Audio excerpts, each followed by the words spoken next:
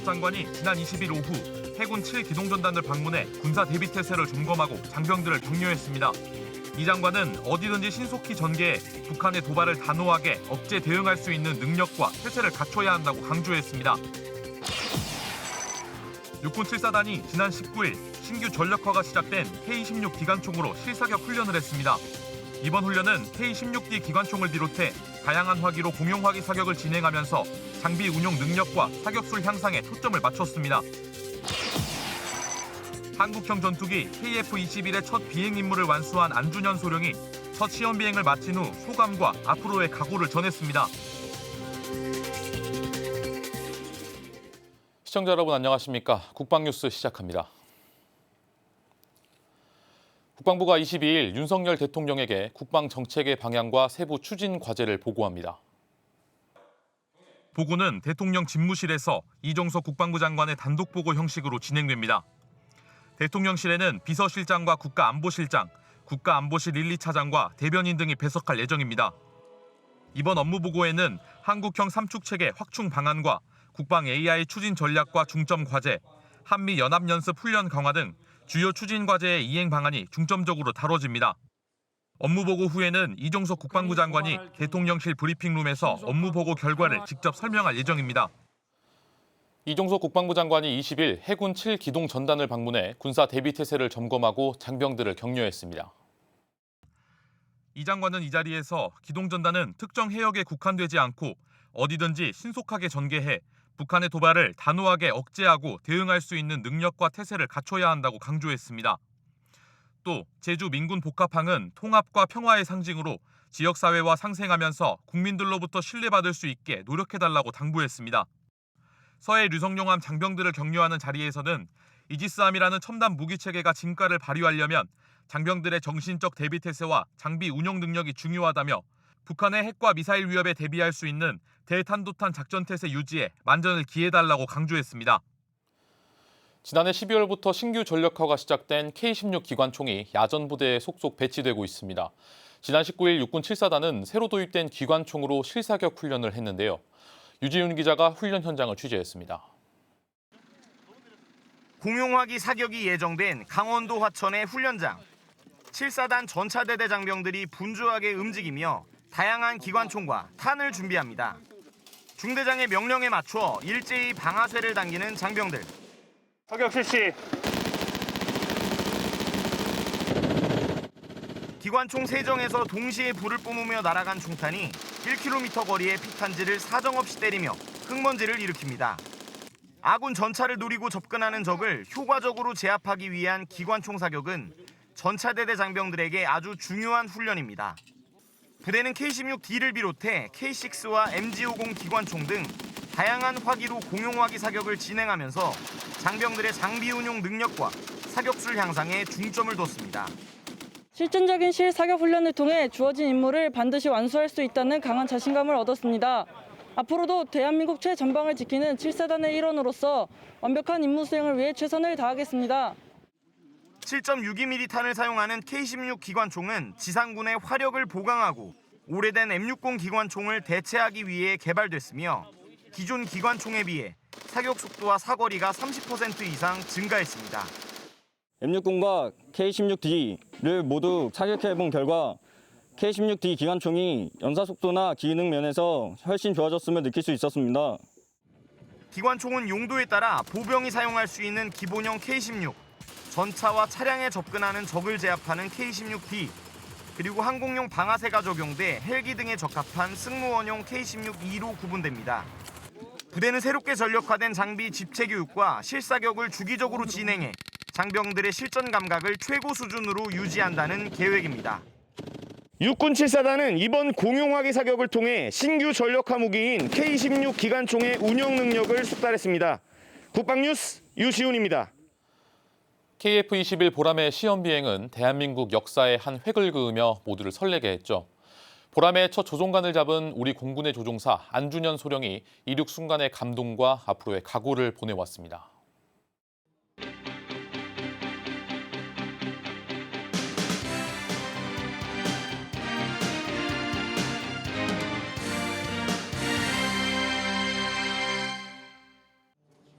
손으로 만든 국산 초음속 전투기 KF-21.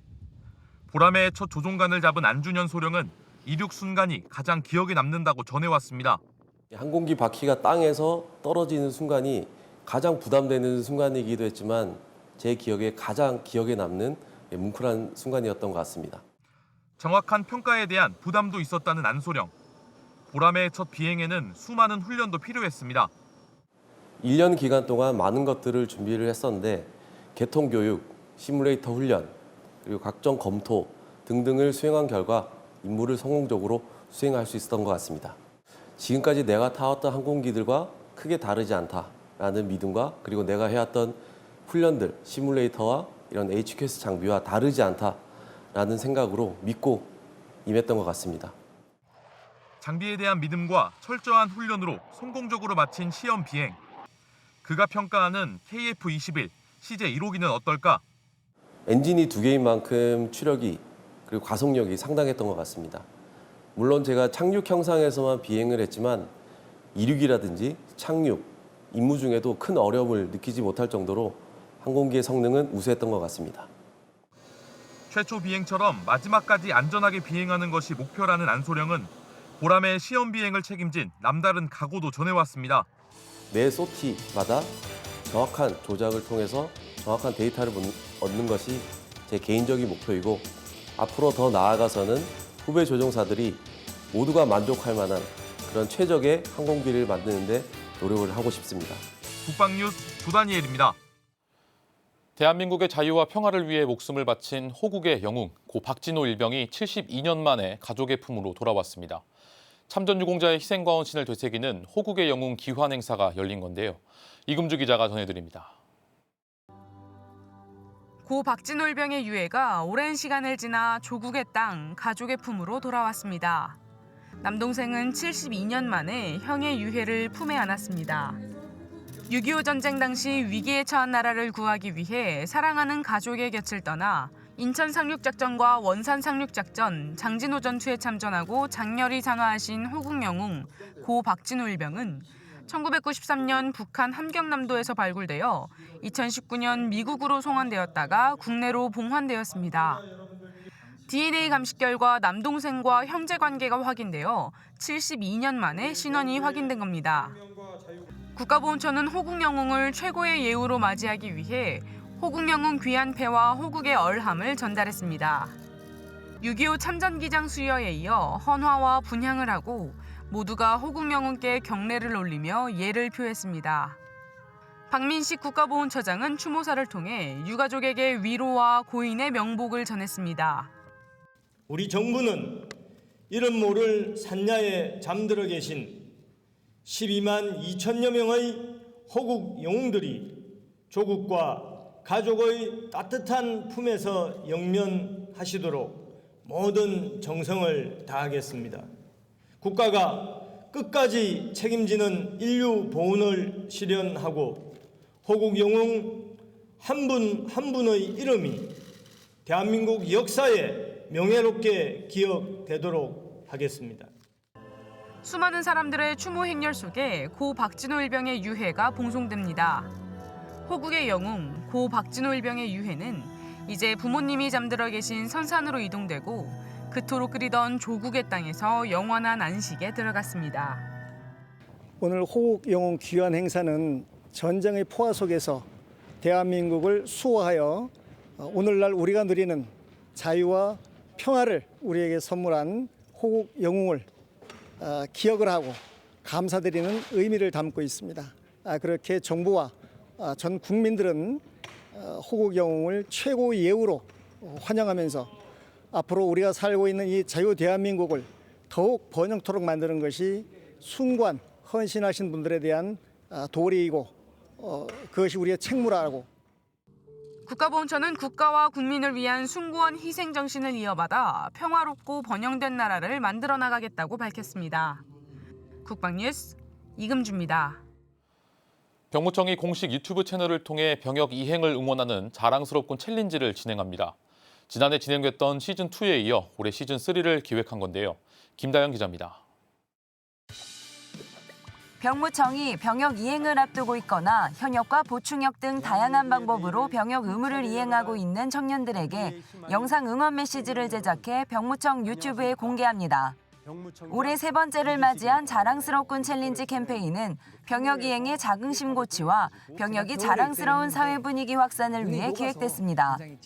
병무청은 청년들의 병역 이행이 희망찬 내일로 가는 디딤돌이 되도록 최선을 다하고 있으며 앞으로도 여러분들을 위해 힘껏 지원하겠습니다. 이번 캠페인은 이기식 병무청장의 응원 영상을 시작으로 연예인 출신의 병사와 배우, 가수 등이 재능 기부 형태로 참여해 그 의미를 더했습니다. 군대는 자신에 대해 충분히 고민하고 미래를 꿈꿀 수 있는 곳입니다. 청춘의 도전이 아름답습니다. 겁먹지 마시고 건강하게 또 하다 보면 정말 행복한 추억이 또 쌓이니까 파이팅! 이외에도 이국종 교수와 배우 김갑수, 가수 스테이시와 라붐 등 많은 방송인들이 병역 이행을 응원하기 위한 이번 캠페인에 함께할 예정입니다. 국방뉴스 김다현입니다. 해병대 부사관학군단 하계 입영 훈련 마지막 소식입니다. 해병대의 상징인 빨간 명찰, 그 마지막 관문인 천자봉 고지를 점령하는 후보생들의 모습을 이규혁 기자가 전해드립니다.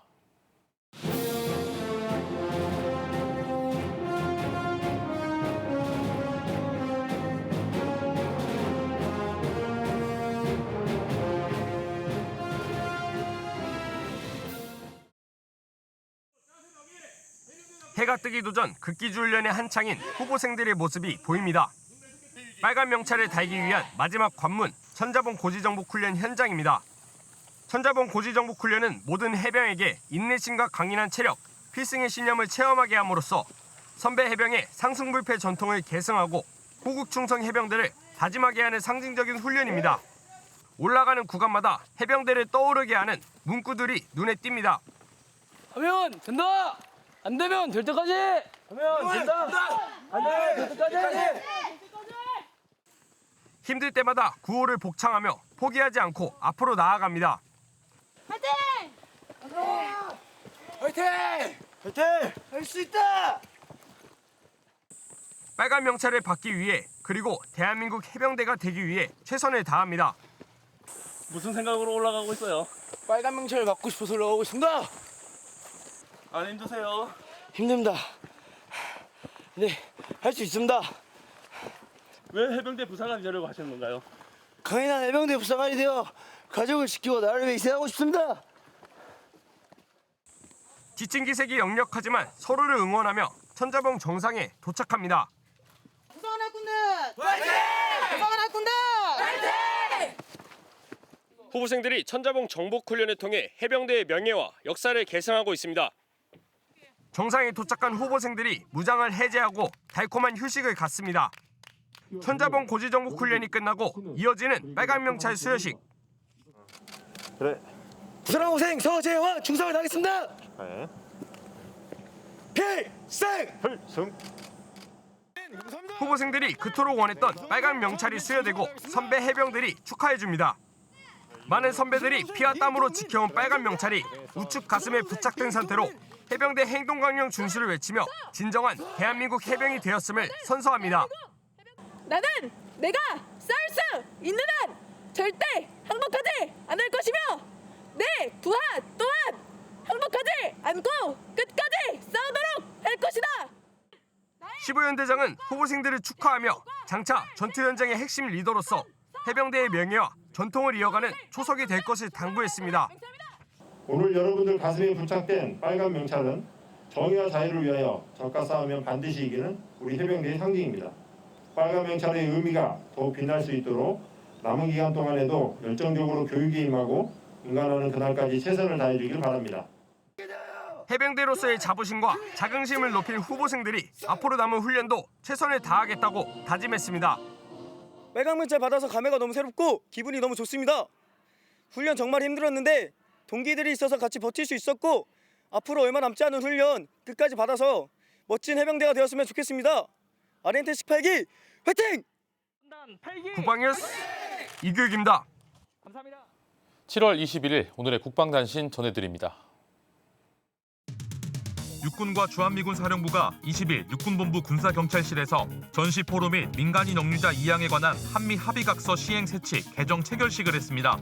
합의각서는 전시 연합군이 포획한 포로와 민간인 억류자를 한국군으로 신속하게 이양하는 내용이며 1982년 이후 40년 만에 개정됐습니다. 방위사업청이 지난 20일 수소 연료전지 추진 체계 및 경량 고강도 장갑 확보 워크숍을 개최했습니다.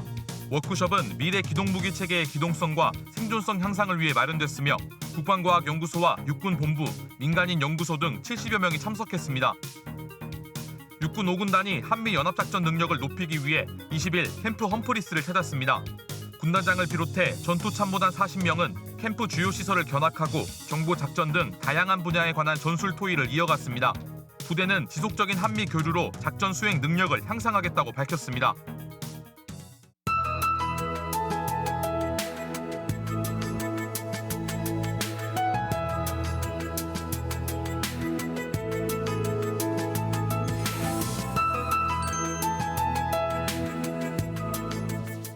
어제 밤부터 내린 비가 오늘 아침까지 이어졌는데요.